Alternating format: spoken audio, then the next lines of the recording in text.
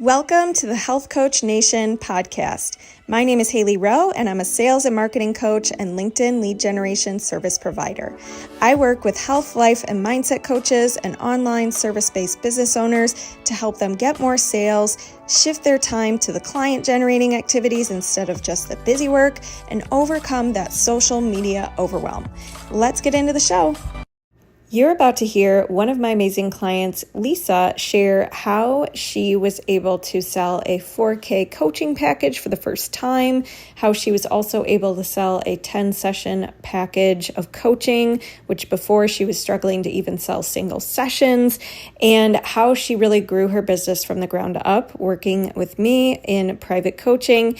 And so enjoy this little testimonial before we dive into today's episode. But if you are feeling like it's a struggle to get your visibility up, to get clients, things like that, you're always welcome to book a free consult at haileyrowe.com, where you will learn more about my custom coaching options, my Inner Circle, which is my 6-month private and small group hybrid program. So I can't wait to connect with you and hear more about your business goals. But until then, let's dive into her testimonial. Hi, I'm Lisa Ryan. I'm a personal trainer, nutrition, and wellness coach, and I run both in-person and online health coaching programs. When I first met Hailey, I was only a month into my business, and I thought I was doing everything right. I was working all of the time, but nothing was landing. I was beyond overwhelmed, and I was stuck, not seeing the client growth and build that I was hoping for when I first started this business. To be honest, the word investment kind of gave me a mini heart attack. I didn't think I was there yet or that I was allowed to invest in that type of service. And I'm also pretty stubborn. So I was like, I can figure this out myself. I'll just use free resources. It'll be fine. I almost said no. But the more I thought about it, I could tell there was something different about Hailey that made her stand out. She didn't make me feel like I was just another client, another random person to add to her email list. She genuinely wanted to be my mentor and support me on a deeper level, helping me make my goals and dreams come true. Fast forward just 2 months into working with her, I sold my first high-ticket coaching package, something I never thought my life would look like or something I never thought I'd be able to do, but here we are. We fine-tuned my website, clarified my offer, and re-strategized how I was going about social media, which was my biggest stressor, and now it's just another thing. Also getting rid of confusion, knowing what I offer instead of just, I'm a coach, cleared up a lot. I started connecting with hundreds of people, and now I have a running list of events and networking opportunities lined up for the next 6 months of this entire year. Most importantly, I became braver and more confident, reaching out, offering help, offering my heart and my mission. I'm not afraid to just be like, hey, this is who I am, would love to see how we can collaborate. Hailey has been there 24/7, answering my questions, calming irrational thoughts, and helping me move through doubt as a new and young business owner. She's not just strategic and smart. She is real, she's fun, she cares, and she is there for you. I could talk to her about my business, my personal life, how it all ties together. We talked about my dance career, kind of what makes me who I am and how I can offer that to others. Hailey helped me grow as a business owner, but even more, I grew so much as a person. 2 months ago is a whole different girl, and she taught me to take care of myself, not only physically, but mentally, give myself grace every day, and actually enjoy this journey. I was so bad at just working 12 hours a day, and she was like, Lisa, take a deep breath and look how far you've come. I would recommend Hailey to anyone, and to be honest, I might deny future coaches because genuinely no one can compare to her and the experience I've had for 2 months. I remember the first 2 weeks sending her so many emails a day. I was like, this is my new idea, look at this, what do I do? Can you edit this? Can you fix this? I would invest into a retirement because I was like, I want to get that started. And I was like, I'm gonna go broke. All these crazy thoughts, and she would respond with communication, so much length and thought into that, and I could never thank her enough. So if you are hesitant, it's okay, but take that deep breath and take that next step forward because your life will be changed forever after working with Hailey. For 6 years, which is very impressive. And she's the creator of the Wellness Pro website system, which is a live 8-week group program to help health and wellness professionals create beautiful, functional, and profitable websites without the tech overwhelm. And she helps you know how to generate more traffic to your site. Since 2018, Whitney and her team have helped over 100 plus entrepreneurs establish themselves online, help more people, and confidently build thriving websites and businesses. So thank you for being here. I love that you're a digital nomad because it just goes to show when you have a website and you have an online business, you can travel. So tell me a little bit about what made you want to be a digital nomad and website expert.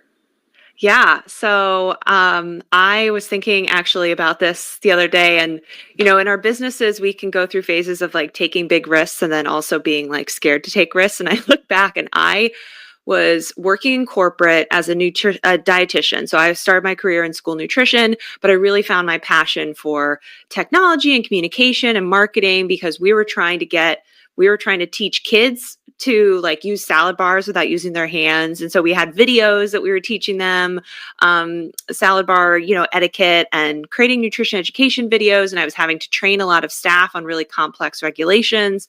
And I was working in large school districts. So I had to do that at scale. And I just really came to appreciate how much you can leverage technology and get your word out, but also seeing that there was a gap in the market in terms of the services available for health and wellness providers to have trusted support services to do that for themselves. So I started my business, but then I also found out about a travel program that would allow you to work and travel. And so at the same time I decided to launch my business, I decided to travel full time. So it was kind of a crazy idea. And Yeah. I look back and I'm like, I don't know how I was able to do that because it was just, we moved, it was a company that's no longer around, but it was remote year. And I traveled with the same group of 30 people. I did not know them until I landed in Lisbon, Portugal, and Wow. we traveled together for a year. And we went to a different country every month for a year. And it was just constant change, constant adjustment, learning time zones, getting used to new apartments. We had roommates.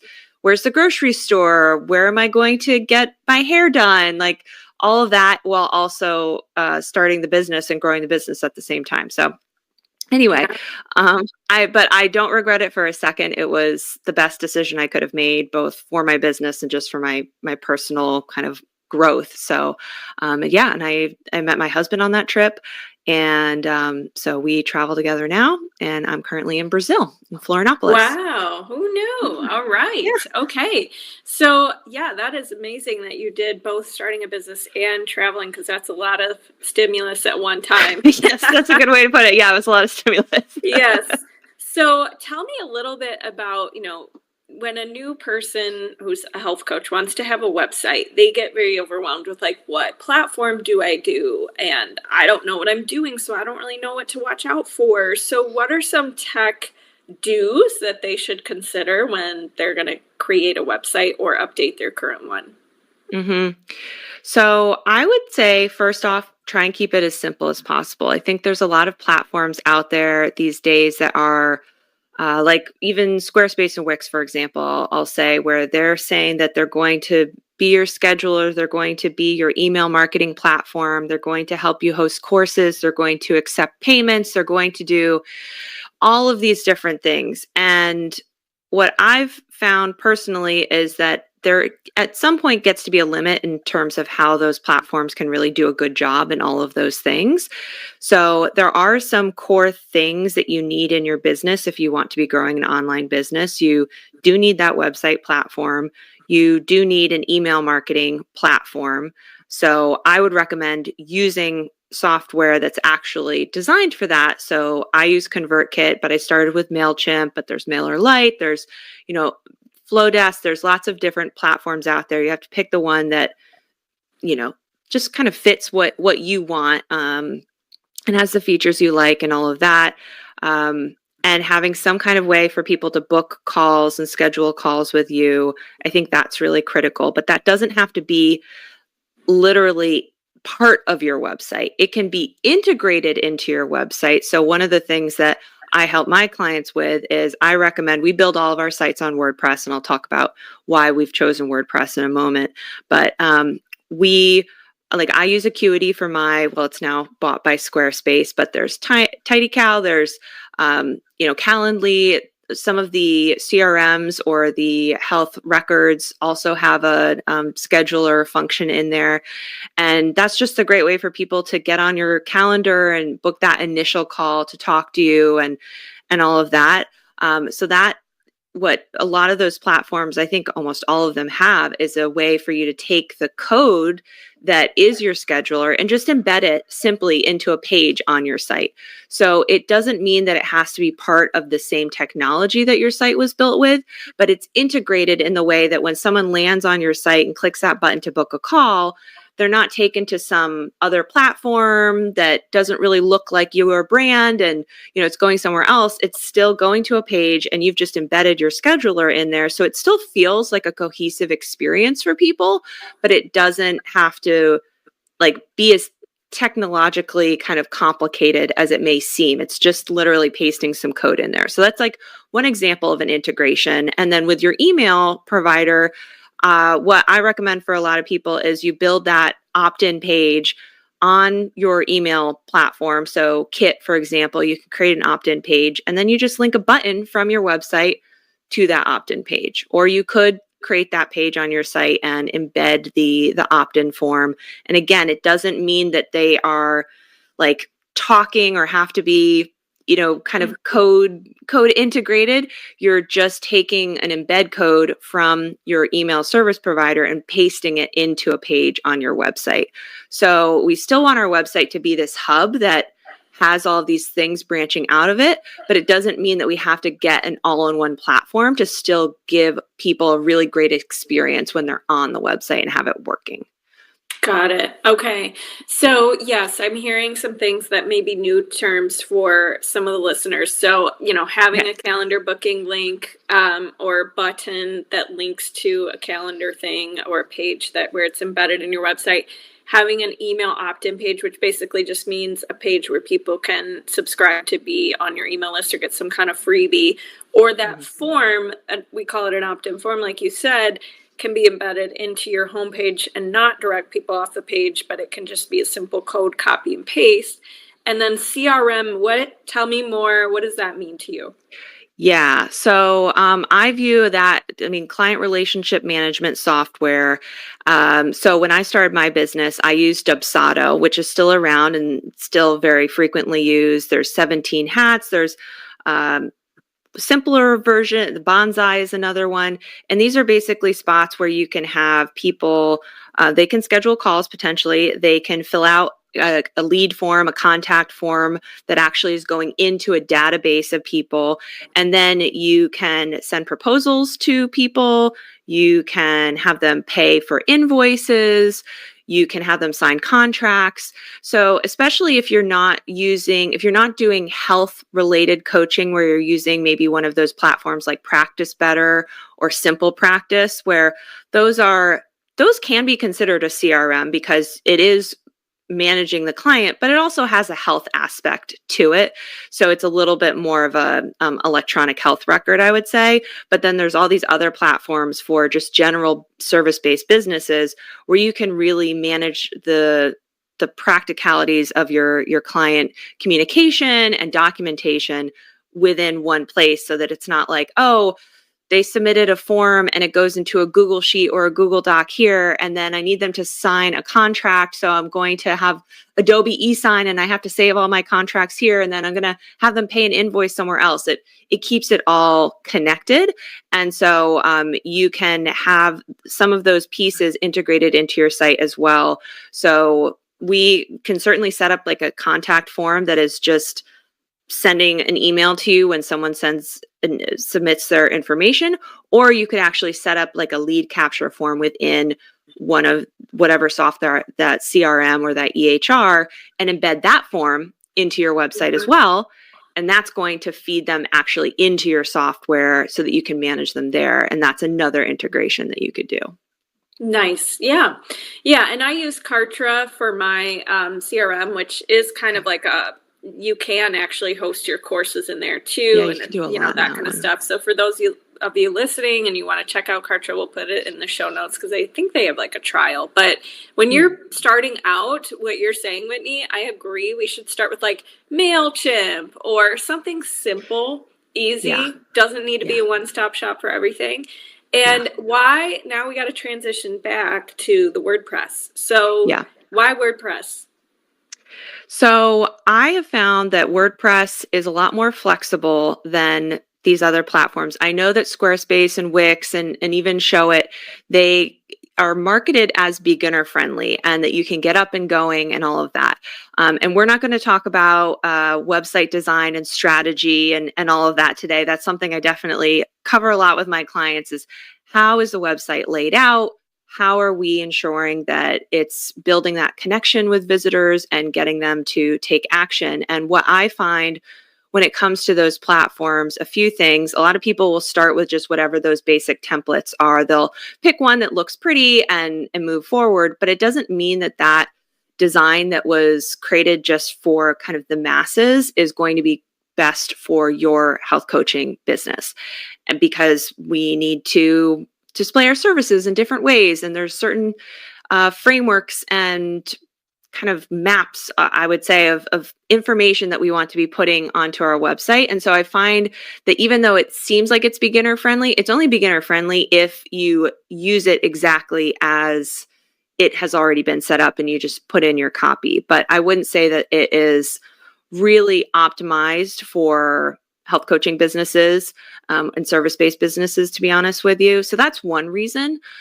We've also found over the years that when we move people over from Squarespace or Wix onto WordPress, that those sites, when we move their blogs, especially if they'd been building traffic, when we move it over to WordPress, it does start to perform better. And so you do have, there's more tools available to you on WordPress, like Yoast and these other keyword research and SEO optimization tools, Rank Math, to optimize your posts better and just get more information and just have more control overall. And if you ever did want to host your membership on your website or host your course on your website or add any kind of additional features, you can do that with WordPress. Whereas those other platforms, a lot of times you're locked in to just whatever their structure is, or you're going to have to hire a developer to kind of make it unique and customized to you. And that could be just an added cost. And also you're just a little bit tied into whatever those Squarespace, Wix, whatever, what they're planning to do with their software. Whereas WordPress, and I don't want to get too technical, but WordPress is open source software. It's a lot of different developers providing a lot of different resources. And there's just more freedom inherently in the WordPress space and environment, basically. Mm-hmm. So it can be challenging for people if you're starting from ground zero with WordPress. So it's definitely not beginner friendly if you're like, okay, I have a domain. How do I set up WordPress? It is not a click a button type of thing. That's why in my program, we install WordPress and we install pre-made page layouts for people, but then we use a page builder. It's a drag and drop builder. So it's as easy as the Wix or Squarespaces of the world, but it's a lot more flexible, but it's already set up for you. And so I would say that WordPress can be challenging if you're starting from ground zero and trying to figure out all of the tech. But then once you get the hang of it, it's great. And it just gives you a lot more freedom, in my opinion, than those other platforms. Gotcha. Yeah, I have a WordPress too, and I really do like Yoast SEO for blogs and optimizing our podcast show notes and stuff like that. And one thing I learned too, though, with WordPress is when you're putting plugins on your website, make sure you look at who made the plugins, what company, or is it like a random person in China who says they made this plugin that you should install on your site, because that can be a little sketch. So would you agree? Is that a thing? Did I make that up? Oh no, that is very, very real. I'm glad you bring that up, because that is another thing to be aware of when it comes to WordPress versus these other platforms, is that WordPress, you're kind of on your own. You are choosing what software you're bringing into the site, and then you have to make sure that it is being maintained and updated, because Squarespace, for example, it's this closed environment. They are hosting the site for you. They are maintaining all the software. You're paying them a subscription for them to just keep all of the software up to date and secure and all of that. But with that comes a loss of control because they're controlling all of that. Whereas WordPress, you have ultimate control. But then it means you need to be aware of the risks and be taking the measures to keep all of the things up to date. So we offer maintenance support for our clients and all of that. But definitely when it comes to plugins, I would say less is more on your website. And there are like themes that sometimes have you install like a bunch of different plugins to do like very basic things. And, you know, when I see a website that has like 20 plugins, 20, 30 plugins on it, it's like, oh, it's just way too much. There's too many moving pieces. It's going to slow down the site. If anything breaks, you're going to have a hard time kind of backing up to figure out, okay, what broke it. So we install sites with just a handful of plugins, and they are all reputable plugins. Yeah, you want to see that plugin has been downloaded by a lot of people, that it's being updated regularly.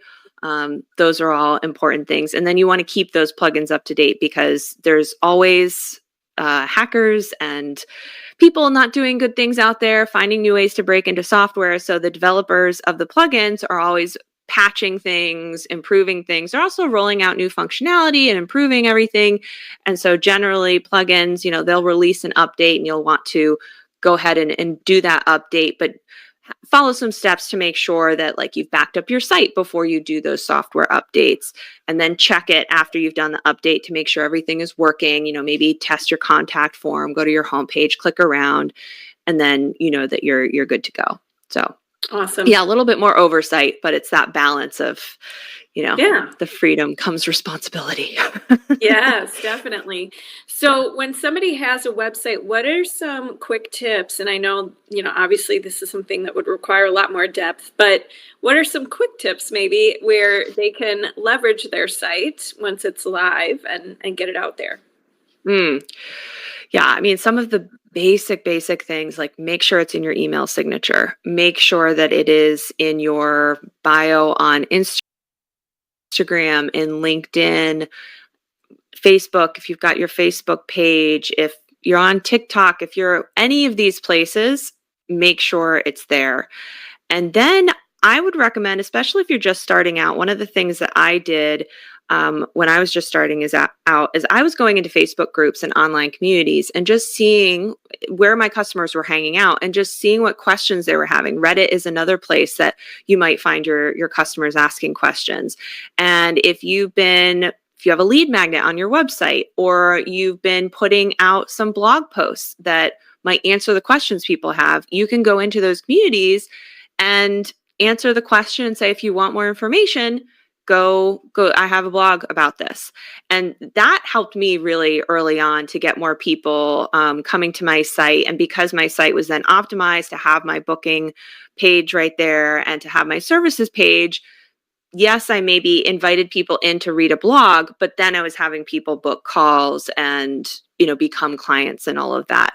I would also say like networking and collaborating with other people. It's always great to borrow and trade audiences. If you have a smaller audience, but you have some value that you can offer to someone else, to their larger audience, go and speak on a podcast or do a summit or do a freebie swap. Go to live events, networking events, fairs, all of that, and just be continuing to share your website out there. I think those are all great ways to get it out there.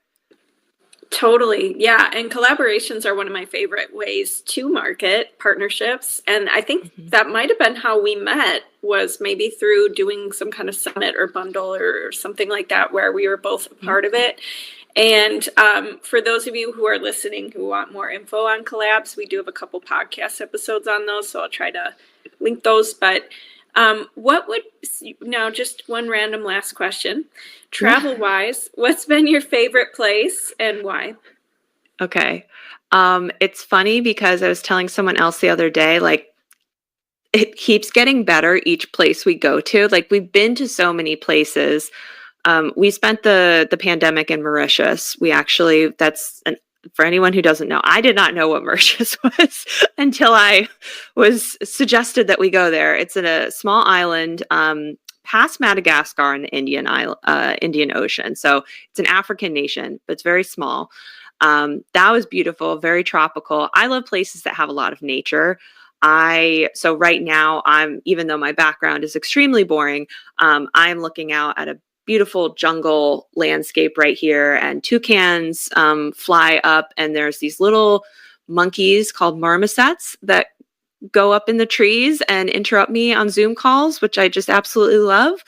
And so I would now say that Florianopolis is my favorite place, because also, I mean, it always has to be a blend of like convenience and nature. If we're too far off the beaten path and like the internet signal's not good, or it's too hard to get to a grocery store or get around, that's not fun either. But we're up on top of a very steep driveway, but then we can catch an Uber right at the bottom of the driveway. But yet then we have monkeys crawling around, the yard. Love it.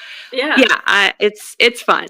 Best of both worlds. Instead of the dog like barking at the Amazon truck, you just have monkeys like making noises.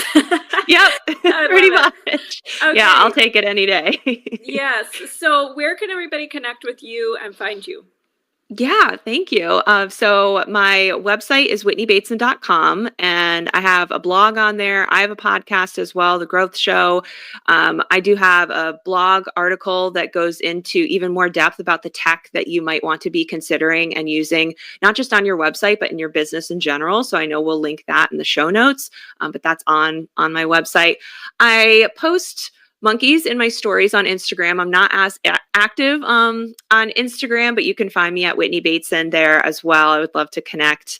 Always up for a voice note or just swapping stories or helping each other. But yeah, those are the general places to find me. Amazing. Well, thank you so much for being here. Hey there. Today, I want to let you know about a free resource that I've created to go with this coaching episode. If you are listening to this episode about the phases of change and finding warm leads, one of the things I mention in today's episode is how listing yourself in coaching directories can help you attract warmer leads because they're actually searching for a coach. And I've put together a resource that has a list of directories, apps, and companies that tend to hire coaches. And I want to share it with you for free. So you can get it in the resources section of the show notes today. The show notes will be at haileyrowe.com/ready-to-buy. And the way you spell my name is HAILEYROWE. And that's haileyrowe.com/ready-to-buy. When you get to that page, scroll down to the resources section of today's episode, and you'll see that free resource. Enjoy. Thanks so much for listening to this podcast, and if it's really helpful for you, I'd really appreciate if you share it and or leave a written podcast review. This tells the podcast sites that our show is useful, and it will be promoted to more people that way. Thanks again.